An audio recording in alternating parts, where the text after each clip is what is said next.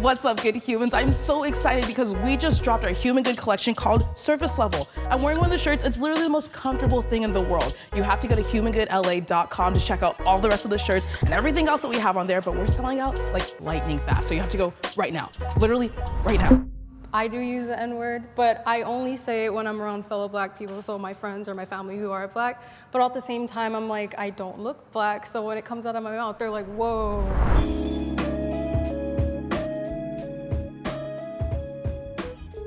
You're mixed race, correct? Yes, sir.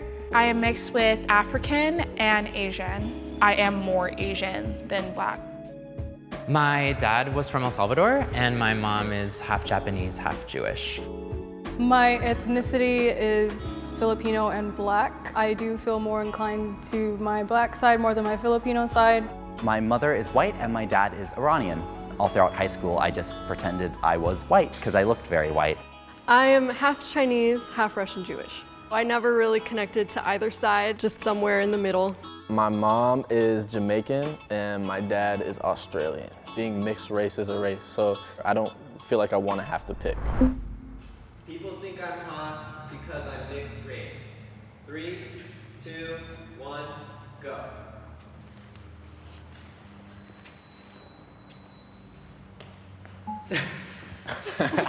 As a mixed black person, a lot of people are like, oh my God, like you're like light skinned, you look so nice. Like you don't look like all the other ghetto girls. And I'm like, Oh, exactly. what is that supposed to mean? That's my aunt. Like, Exactly.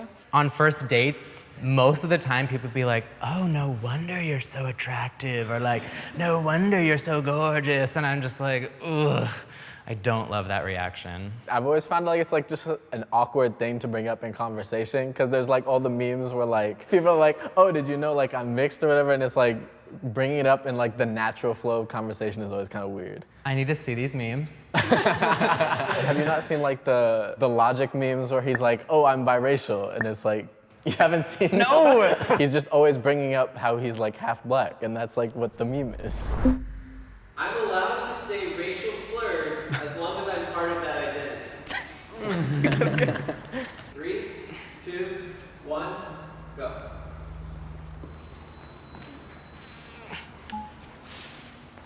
Me personally, I do not say the N-word. I just don't. It just doesn't flow out right. But like for my Asian side, obviously I can call my like fellow girlies chinks and stuff. But like obviously if someone else said that, you get the fist. I agree.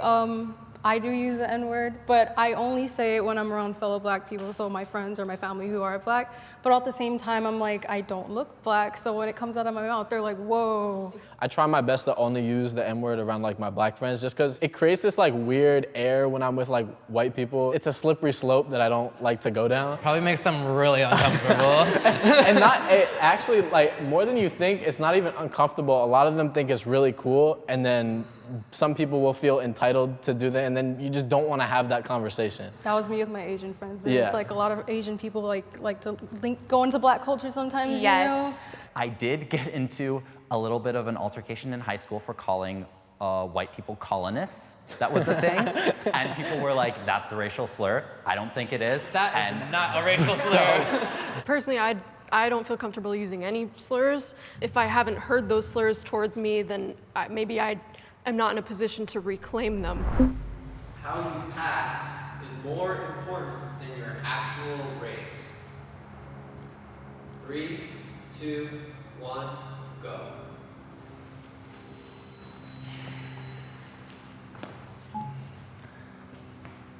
In America today, walking down the street, it matters what you look like. People are gonna judge you based on the race that they perceive you to be. When I walk down the street, people aren't gonna look at me the same way as they look at someone who's perceived as black. And so I just wanna like really acknowledge the reality of that. I wouldn't disagree with you at all, but at the same time, I think the most important thing is just how you grew up. Someone that has a black parent that doesn't appear black, they were still raised by a black person. They still like, everything that their parents' experience is passed down to them, whether it's through story or just through actions. I'm actually gonna move over to this line, which is, I guess, more of a middle line, just because I can't do that. Then I'm here, never mind. So I'm on somewhat agree because I'm an actor, and when I go into casting calls, it only matters what I look like, and it only matters what race they think I am, which is a lot of times white, but sometimes I'll get called in for things that are not my ethnicity, and that's because of my career, that's what's important with that. I've tried to hide some of my racial identity. 3, 2, 1, go.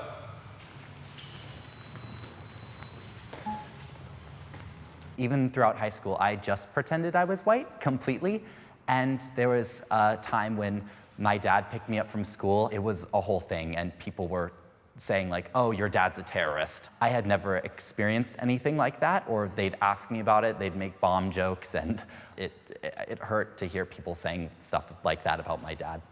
A similar thing happened to me, like when I was in elementary school. My dad came and dropped me off at school, and he's like a dark-skinned black man, and he's from the hood on top of that. So like he has a certain like aura to him, and a lot of people look at me like, "That's your dad?" And I'm like, "Yeah, that's my dad." And they're like, "He looks so scary." And I'm like, "Why does he look scary to you? Why should he look scary to you?" And like the only thing that's keeping me away from this strongly disagree is because when I was younger, I just did not accept the black part of myself, and now I do. I just want to say I'm really sorry, like, to both of you that you felt like you've been put in positions to feel like that. That's just like such a terrible thing to tell someone. No, you can't be every part of who you are. These past couple years, I've been trying to like reconnect with that part because I shoved it down for so long, and it's been really heartbreaking, the amount of Nowruzes I missed and the Ramadans I didn't celebrate because I felt so uncomfortable about that. I think it's important you're taking the steps though. Personally, I've never tried to hide any part of me. That's always been like the biggest thing for me. Growing up, like I was always proud to be white and I was always proud to be black. That's just how I was raised, and that's always how I was, and I just wanted to be me. So that's what I did. The reason I'm on this line is because Western beauty standards suck. They really, really got to me. I would be really picky about how I would do my hair and how I would part my hair. And then when I would post YouTube videos or Instagram posts, I would color correct everything to be really blue so that I didn't look yellow. And it was just like, I didn't want to post a photo of me outside because I thought my eyes looked too Asian. A lot of internalized things that made me hate myself and my appearance. And now I feel much more accepting of being mixed and being everything that I am, but I am here because I have felt like I wanted to hide a part of me, because it would have been easier for me. I agree. Like when I was younger, I used to want to be lighter. I used to get made fun of. I would always get the question, are you adopted? You're not Asian. And it just made me feel so bad about myself that I just was so confused because I didn't fit in any single pocket of anybody in any friend groups. I couldn't hang out with the Chinese kids because they're like, you don't look Chinese. I don't hang out with the black kids because I don't sound black. And they say I'm whitewashed. So my whole entire life, I've literally battled within like, what the hell am I? I've used my races to my advantage. 3, 2, 1, go.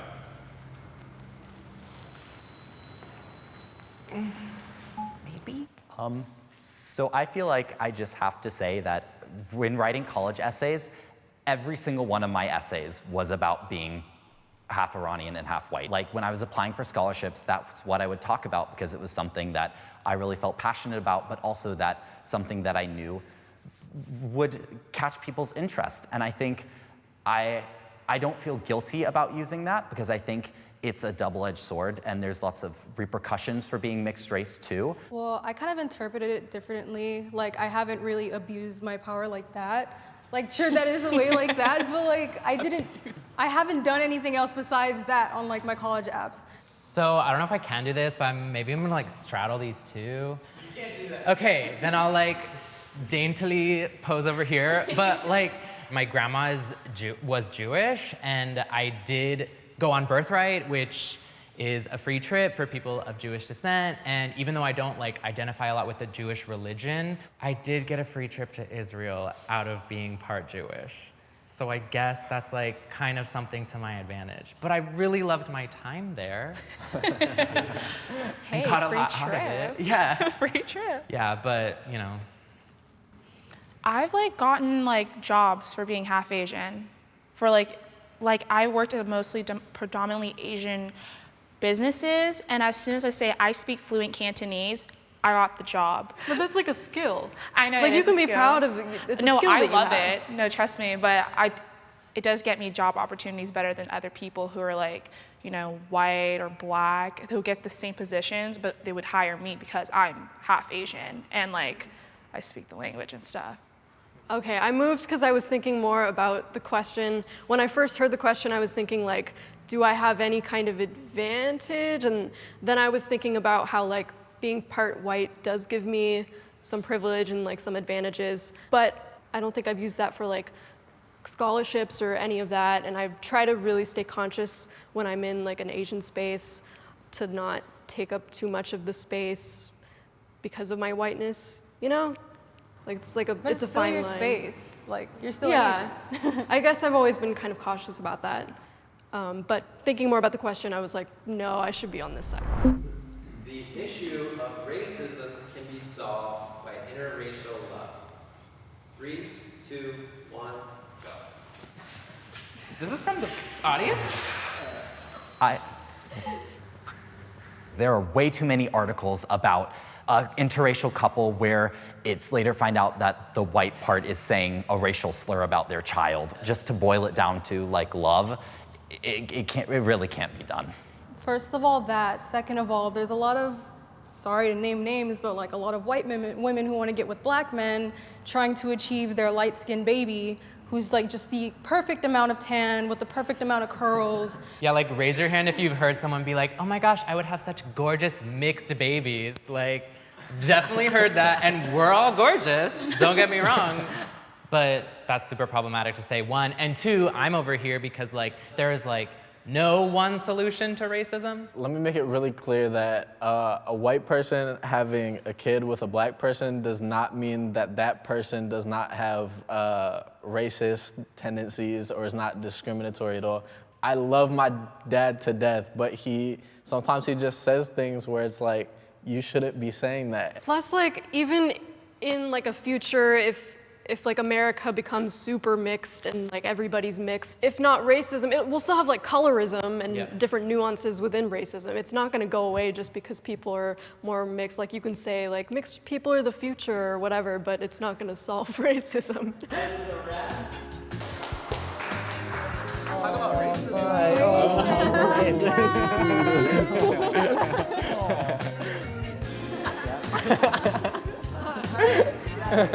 Hey guys, I hope you enjoyed that episode. Don't forget to check out our new Human Good collection, Surface Level. This whole collection is about how we make judgments and how frequently we make them on a surface level. So go to humangoodla.com to check out the rest of the items in the collection, but hurry up because we're selling out really fast. You can also follow us on Instagram at humangoodla, and we will see you next time.